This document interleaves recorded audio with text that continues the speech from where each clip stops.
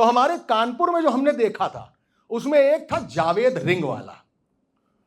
वो मोटरसाइकिल की चाबी ऐसे रिंग घुमाता था, इसलिए उसका नाम जावेद रिंग वाला था। एक था जिसका नाम था चांद खुतरा।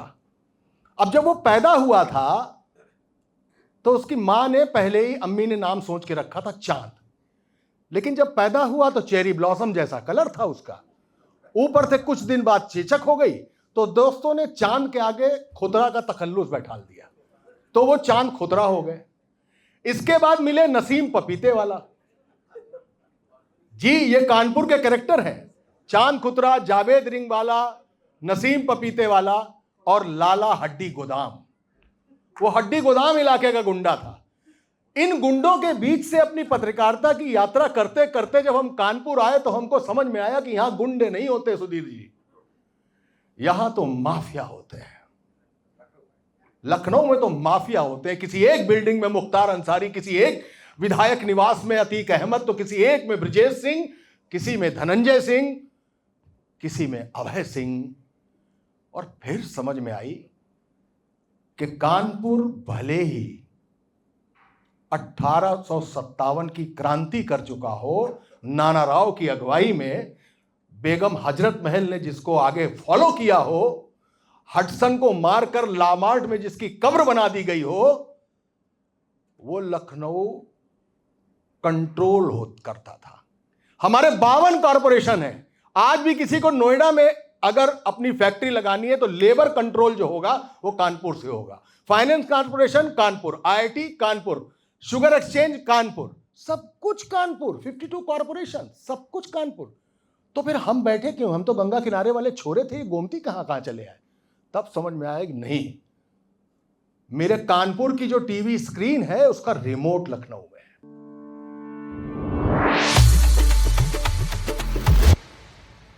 सुधीर जी ने बताया कि वो जेल भी गए, फॉरेन भी गए, यहीं पैदा हो गए चौपटियों में।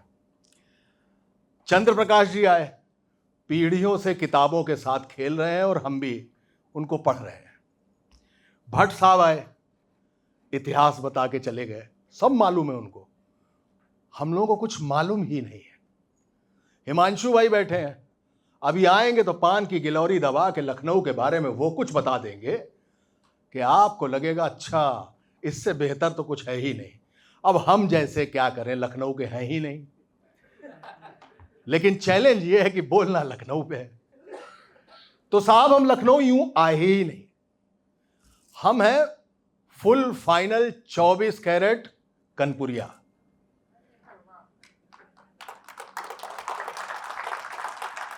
यहां से 80-82 किलोमीटर दूर कानपुर पड़ता है। उस कानपुर से हमारी पैदाइश भी है, हमारी पढ़ाई भी है, हमारी पहली नौकरी भी है, हमारा पहला गाना भी है, क्रिकेट का स्टेडियम भी है और पत्रकारिता भी है। वहीं से शुरू हुए। अब चलते हैं तो बनारस मेरा फेवरेट शहर है, बनारस से मेरा कोई लेना देना नहीं है, लेकिन भगवान शिव से पता नहीं क्यों हमेशा लगता है कि एक अलग सा जुड़ाव है। तो बनारस में वरुणा नदी है और अस्सी घाट है, मोहल्ला है। तो वरुणा और अस्सी के बीच में जो वाराणसी है, वहां जो पैदा होता है, बताते हैं उनको यमदूत नहीं शिवदूत लेने आते हैं। बाद में यह बात आगे बढ़ी और हुआ कुछ यूं कि जो बनारस जाके मरते हैं उनको भी शिवदूत ले जाते हैं। नहीं भाई, ऐसा नहीं है, लेकिन हो गया है। फिर किसी ने बताया कि मरो कहीं भी, अगर मणिकर्णिका में जाकर तुम्हारा दाह संस्कार हो गया तो शिवदूत लेने आएंगे तुमको, इसलिए वहां पे मृत्यु उत्सव है। बस मेरे लिए लखनऊ वैसा ही है, यहां पे मेरे लिए उत्सव है। सबसे पहली बार मैं 88 में लखनऊ आया अपने कुछ उन चंद दोस्तों के साथ जो गाते थे, और सुर श्रृंगार नाम की एक national light vocal music competition होता था, जिसमें सुरेश वाडेकर जी, हरिहरन, सोनू निगम, सुनिधि चौहान, ये सब उसके विजेता रहे। उसका ऑडिशन लखनऊ में होता था। तो हम साहब लखनऊ आए। एक मेमू चलती थी, उस मेमू से हम पांच छह गायक आए, और गायक जब चारबाग रेलवे स्टेशन से उतरे तो लगा एक कॉमन गाड़ी कर ली जाए, उसी से चलते हैं। हजरतगंज के पास एक कपूर होटल है जिसकी स्पेलिंग के से नहीं है, सी से है। तो हमें उस कपूर होटल जाना था ऑडिशन देने के लिए। तो अभी भट्ट साहब बता गए कि 24 जैन के जो गुरु हैं उनमें से सर 5 यहां के, 5 यहां के। जैन साहब, राजीव जैन मेरे मित्र भी बैठे हैं, लेकिन मेरा जैनियों से पाला कैसे पड़ा, लखनऊ में पहली बार आते, पालकी फिल्म में पहली बार लखनऊ देखा था, छोटे वाले ब्लैक एंड व्हाइट टीवी में। तो जैसे हम लोग चारबाग रेलवे स्टेशन के बाहर आए तो वहां एक मारुति वैन खड़ी थी बहुत सारी, और उसमें लिखा था डॉक्टर जैन।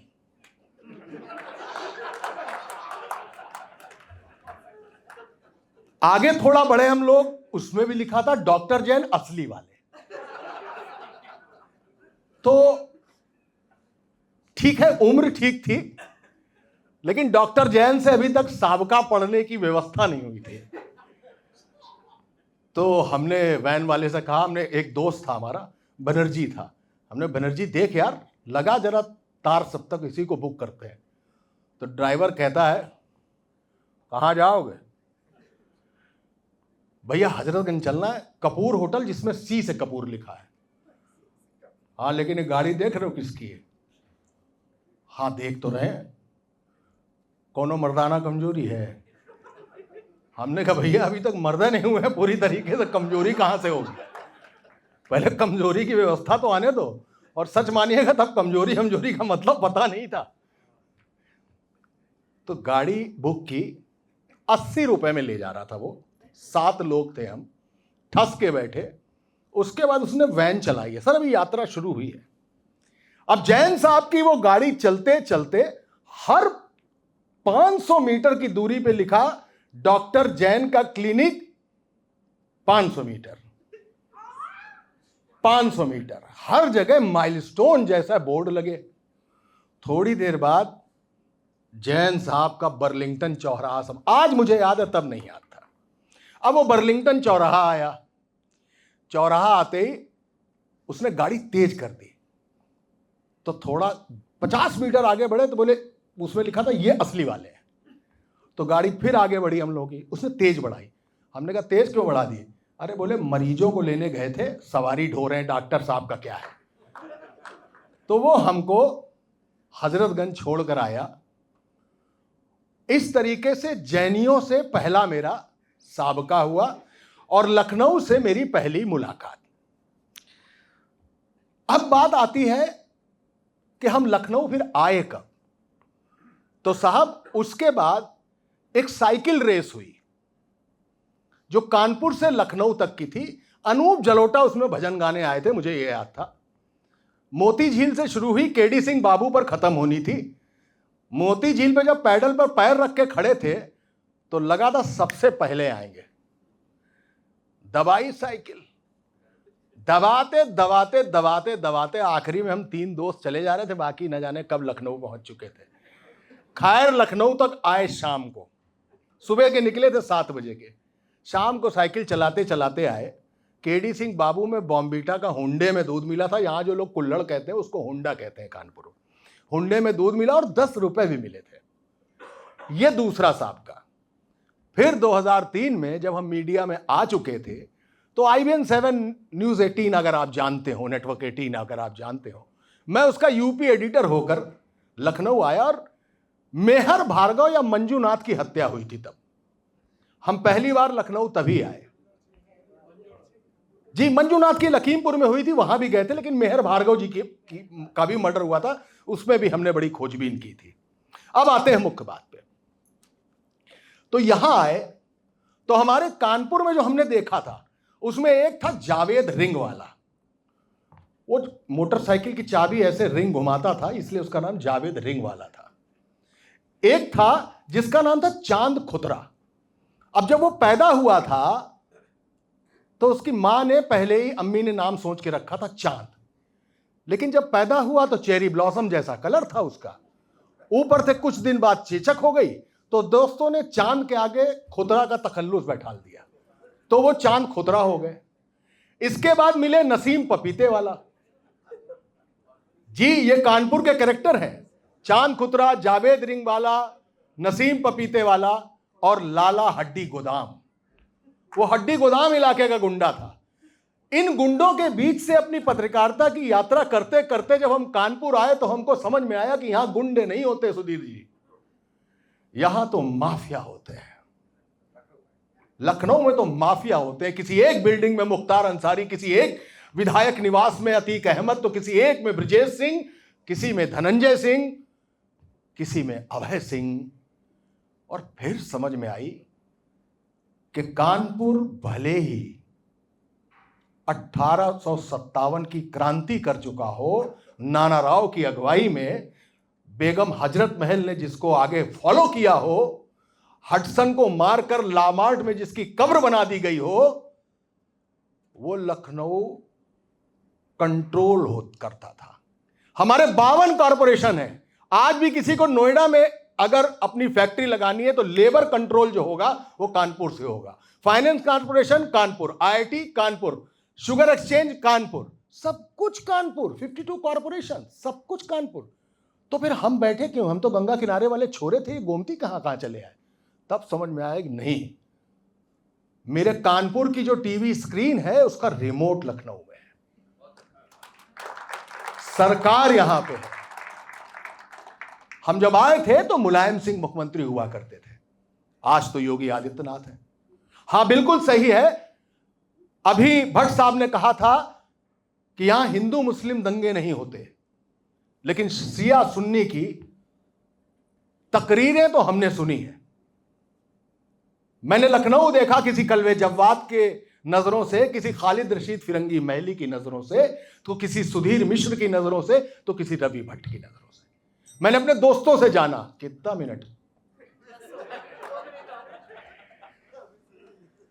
अब ये लखनऊ जानने के बाद हमसे गलती ये हुई कि हमने नेशनल रूरल हेल्थ मिशन का घोटाला खोल दिया जो 10,000 करोड़ का था।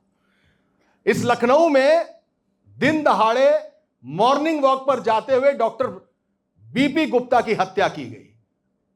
एक और सीएमओ थे, उनकी हत्या की। उसकी लड़ी खींचते जब हम आगे बढ़े तो हमें पता चला कि ये तो माफियाओं का ही शहर है। जावेद रिंगवाला जा चुके थे, लाला हड्डी गोदाम भी खत्म हो चुके थे, सब दिमाग से जा चुके थे। फिर हमारी एक सुपारी दी गई परवेश टांडा को नेपाल में, जो नेपाल में नकली नोटों का काम करता था आईएसआई के लिए। सुपारी उसके पास गई थी। ये मुझे सुधीर जी वहीं से मिली जो आपकी नॉर्थ ईस्ट की आईपीएस थी, वैसे ही एक आईपीएस यहां थे। उन्होंने मुझको बताया कि तुमको थ्रेट है, ट्रक से कुछ ले जाओगे। राजदीप सरदेसाई और आशुतोष ने मुझसे कहा दिल्ली चले आओ। मैंने कहा नहीं आऊंगा, वहीं रहूंगा। 10 दिन के ऑपरेशन के बाद परवेश टांडा ही मार दिए गए। तो सर, इस लखनऊ ने मौत से ना डरना भी सिखा दिया। इस लखनऊ ने काकोरी पर किताब लिखवाई जिसको बेस्ट सेलर बनाया। इस लखनऊ ने मुझे टीवी का जो भी जितना कर सकता था वो रिपोर्टर बनाया। इस लखनऊ ने बहुत कुछ दिया है, लेकिन मैंने वो लखनऊ देखा है जब खेत थे, आज वहां पे अंसल है। मैंने वो लखनऊ देखा है जब केवल डबल रोड थी लोहिया पथ की, आज 8 लेन है। मैंने वो लखनऊ बनते देखा जब मायावती ने 22,000 करोड़ रुपए में अंबेडकर पार्क यहां से वहां तक खोल डाला और पूरे लखनऊ की तस्वीर बदल दी।